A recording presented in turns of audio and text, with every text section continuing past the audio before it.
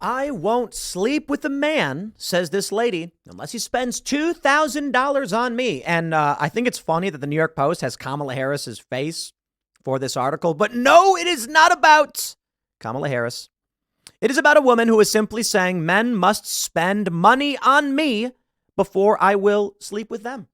And I kind of think it's a crappy standard, but I understand what she's saying. My friends, this one may not be too family friendly, but I don't think it's as that bad. But we got to talk about Joe Rogan and what he talked about, which led to this woman saying, if you're a dude and you want to hook up, you got to spend $2,000 in cash. Here's the reality. Before I even read any of this, you should just, be intimate with people you're having a real relationship with, because the purpose is bonding and having a family, and it's pleasurable and all that good stuff. But look, you're going out and having a fling and doing all this stuff, irresponsible, reckless, and come on, self-control, I guess. But that's the thing about the left, right? They're less likely to engage in self-control.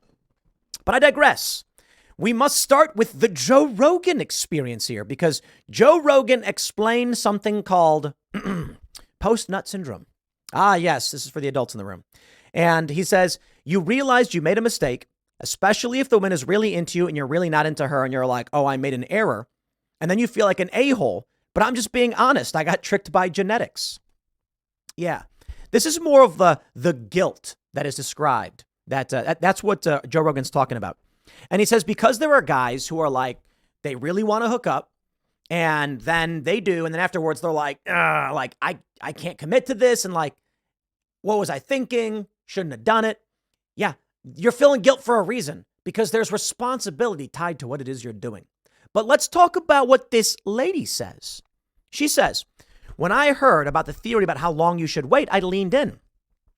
She discovered last weekend during a road trip, listening to a dating podcast, this woman called Tinks, that's her name, says, she was going through a list of dating non-negotiables and casually mentioned that a friend of hers has now made a point of not sleeping with a guy until he has spent at least $2,000 on dates with her. Yes, you read that right, a whopping $2,000. Everybody said I was simping. Not everybody, but there are people who are like, you're a simp. When I said the woman in Miami who was like, a dude's got to spend $200 on our first date, that's what she expects, because she takes care of herself. She gets all gussied up. She wants that guy to also do something of value, and that is to pay for the dinner and pay for the meal. I agree. Men should be paying for things. Women can if they want to split the bill, all that stuff. It's really up to you. But I think traditionally, the guy takes the woman out, and that's how you do it. If you are of the mindset that men and women should split the bill because you're like, well, women want to be feminists, then fine, we're going to split the bill. Feminists go, thank you. That's exactly the point. This creates a pressure on women to have to get jobs. Now, I say, if you want to do that, that's fine, but dudes should pay the bill. Why? Because then it relieves the pressure on women so they don't have to get jobs. That's kind of the point. But I'm not saying it's absolute. I'm saying people do whatever they want. $2,000 now. We're up in the game, huh? First of all, I don't think you should use a monetary standard to determine whether or not someone's qualified for intercourse. That's silly.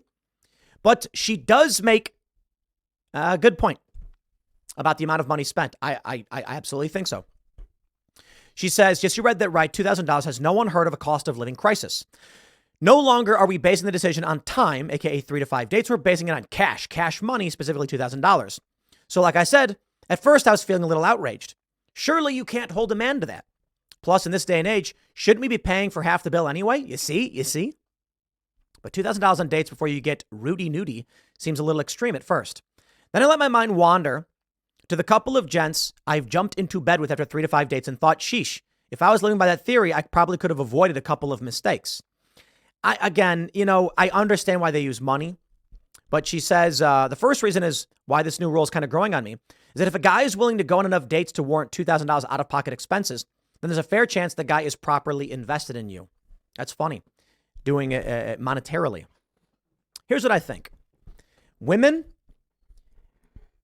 we've created this standard where it's not about whether women can work, it's that women have to work. And the standard, as I mentioned just a moment ago, is a pressure on women that results in more of this split the bill stuff. I like the monetary limit to an extent because it reduces one night stands. If every woman adhered to this principle of a certain degree of investment, you would dramatically reduce hookup culture, one-night stands, dramatically reduced dating apps. I think this standard, although it is far from perfect and is bad in its own ways, is an improvement upon the existing system. Now, let me be clear here. I'm a libertarian, man. Not big, a little. If you want to live the way you want to live, for the most part, I say, okay, fine, right? People want to go party and do that thing. I like the Ron Paul statement on abortion that it should not be illegal, it should be unconscionable. And that's kind of how I apply it to a lot of things. Our society should not tolerate certain bad behaviors. If you want to go and have, swinger parties and do that, you should be allowed to do it. It shouldn't be illegal, but keep it private, keep it to yourself, and keep it out of the general public. What's happening now is everything's become willy-nilly, do whatever you want, sex parties, blah, blah, blah. I don't think that's the way we should go about doing it. We should keep things private, reserved. There should be a certain degree of shame associated with it, but you should be allowed to do it. Get it? The reason for it is we want a public standard of appropriate behavior so that we can stabilize our civilization to a certain degree.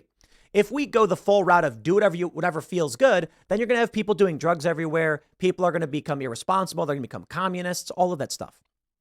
There has to be a standard. She goes on to say, the second reason I like this rule is I think most importantly, spending that amount of time together without getting distracted by nakedness might actually help us get all those icks out of the way nice and early. For example, I went on a couple of dates with a guy last year and felt comfortable in my decision to sleep with him after 3 dates. On the 4th date, however, I discovered he still lets his mom do his laundry for him in his late 30s and calls rosé wine Rose. Eek. I can't be dating a man-child. Well, maybe you should have thought about that before you jumped in bed. That is an issue. Had I waited until we reached that $2,000 mark, I would have discovered all this long before he showed me his dad's bod, and I could have walked away feeling slightly less guilty. Perhaps if we want to be a little less, dare I say, shallow, rather than basing the decision on money, we could base it off a checklist instead. What do they do for a job? Do they maintain basic adult responsibilities? Where do they live? I mean, all of these things are good. Have they been to jail? And if yes, what for? Have they ever had an AVO? I don't know what that means. How long was their last relationship? Why did they break up? What's their take on contraception? Do you feel safe around them? I love this. This is the revelation of a woman. That is, build a relationship with someone before having sex with them.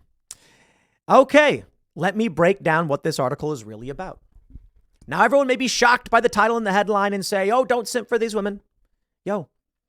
This lady is realizing she should not go around sleeping with everyone right away.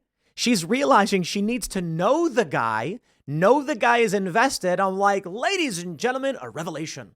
This is how it is supposed to be for a lot of reasons. Let me show you this one.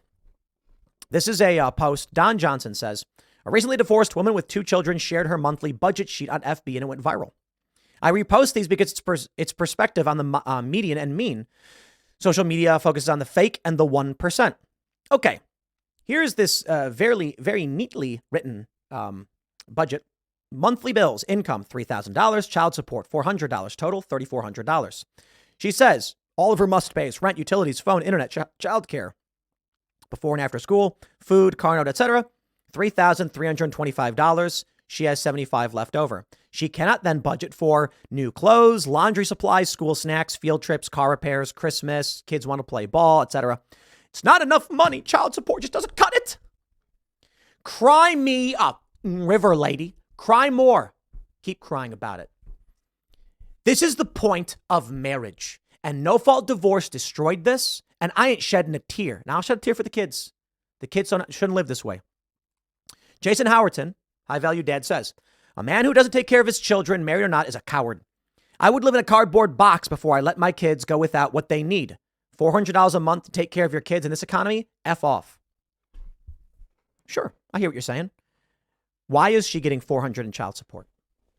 Is it because the guy is rich and got a good lawyer? Or is it because the guy's broke and poor and his kids are taken away from him? I don't accept either. The fact of the matter remains, child support, in my opinion, should be eradicated. No more child support, period. Okay, that's a little extreme. There are certainly circumstances where child support is warranted, but the system is completely broken and we need to reassess it.